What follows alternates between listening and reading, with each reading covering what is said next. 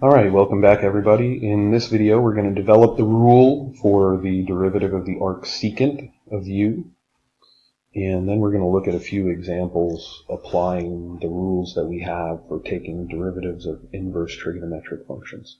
So let's start with developing the rule for the arcsecant. I'm going to scroll up here a little bit. There we go. Alright, so first of all we want to find the derivative dy dx of y equals arcsecant of u.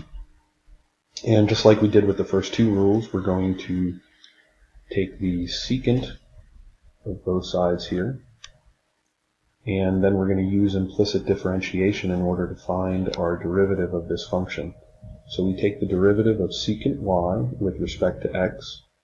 That's going to be secant of y tangent of y dy dx equals du dx, and then we'll divide both sides by secant of y tangent of y. So we now have dy dx equals 1 over secant of y tangent of y du dx.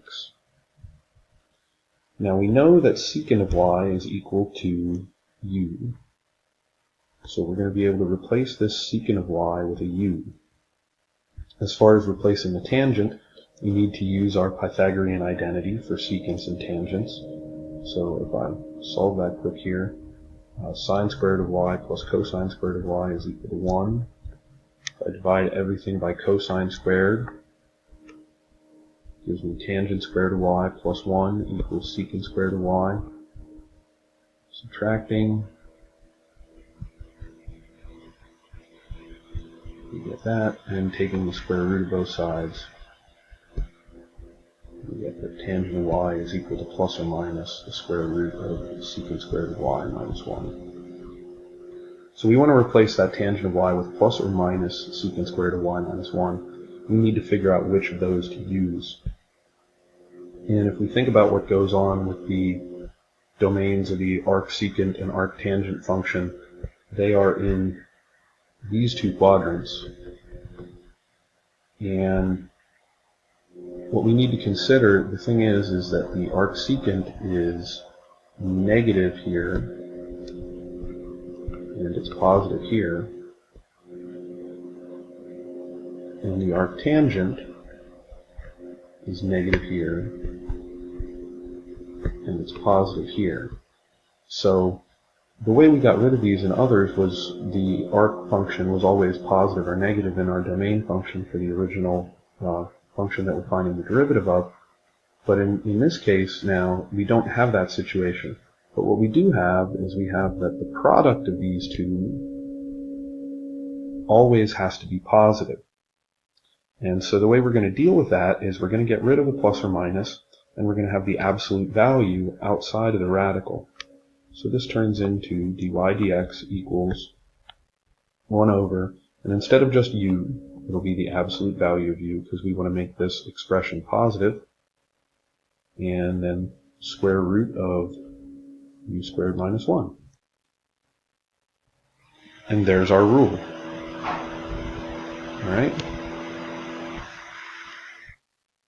Alright, now on to the examples here. Let's look first at example 1. We're going to find dy dx in each of the following.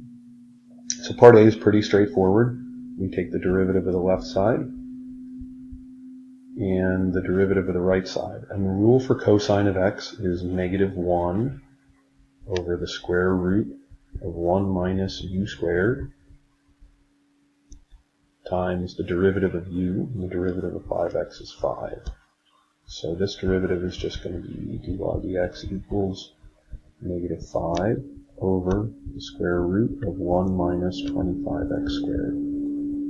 There's really no simplification that I can do there, and so I'm satisfied. That's going to be my derivative. Alright, let's look at part B. We're going to, again, straightforward apply a rule. We've got dy dx equals 1 over the square root of 1 minus u squared times the derivative of u. The derivative of 1 minus x squared is negative 2x. And so I'm going to simplify this a little bit. We've got dy dx equals negative 2x over square root of 1 minus, and I'm going to actually expand this out in the hopes that something's going to cancel out for me here.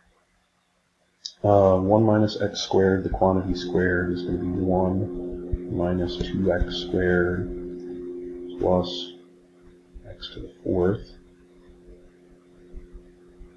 And simplifying from there, we get dy dx equals negative 2x over square root of 2x squared minus x to the fourth. Alright. And then I'm going to bring a factor, a square root of x squared,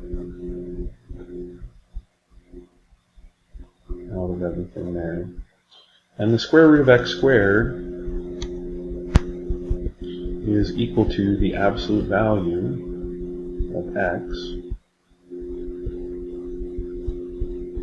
And so this ends up being my best version of the derivative of arcsine of quantity 1 minus x squared.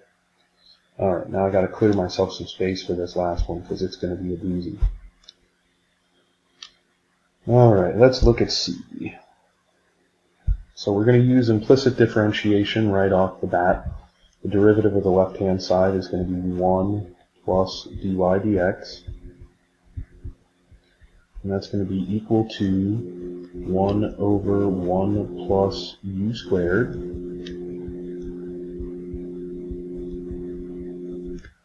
times the derivative of u, which would be 2x plus 3 dy dx. I already see myself running out of space in this one. Alright, now all we need to do is solve for dy dx. This is going to be reasonably complicated for us. I'll rewrite the left-hand side of the equation.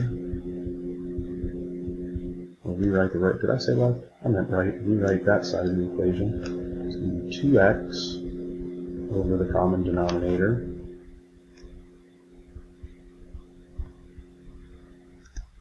plus 3 dy dx over the common denominator.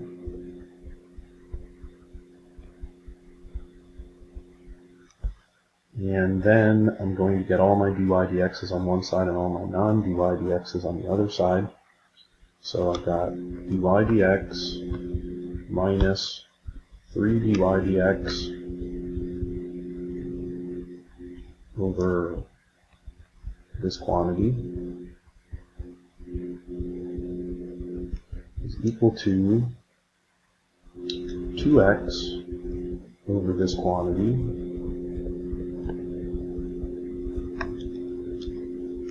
minus 1. Alright. Gosh. Looks like common denominator time. So I end up with dy dx times the quantity 1 plus x squared plus 3y quantity squared minus 3 dy dx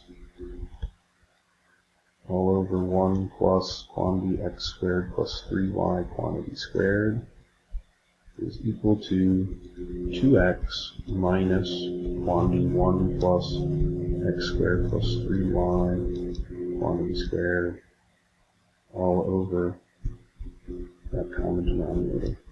And now, since I have the same denominator on both sides, I'm going to go ahead and get rid of my denominator, and I'm going to simplify the left-hand side a little bit. It's going to turn into negative 2 plus the quantity x squared plus 3y quantity squared times dy dx is equal to 2x minus quantity 1 plus x squared plus 3y quantity squared. Oop. Got a little bit careless with my parentheses there.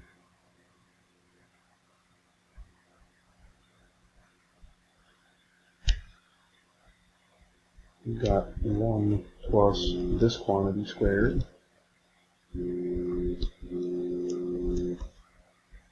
Okay, and now to get dy dx, we're going to divide both sides by that factor.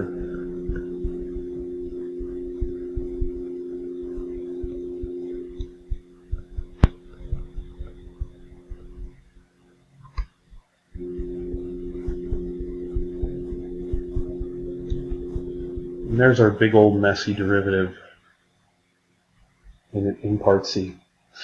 Alright, I hope we don't have a lot like that one.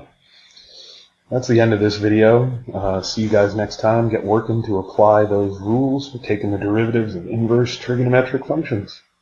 Alright, have a great rest of your day.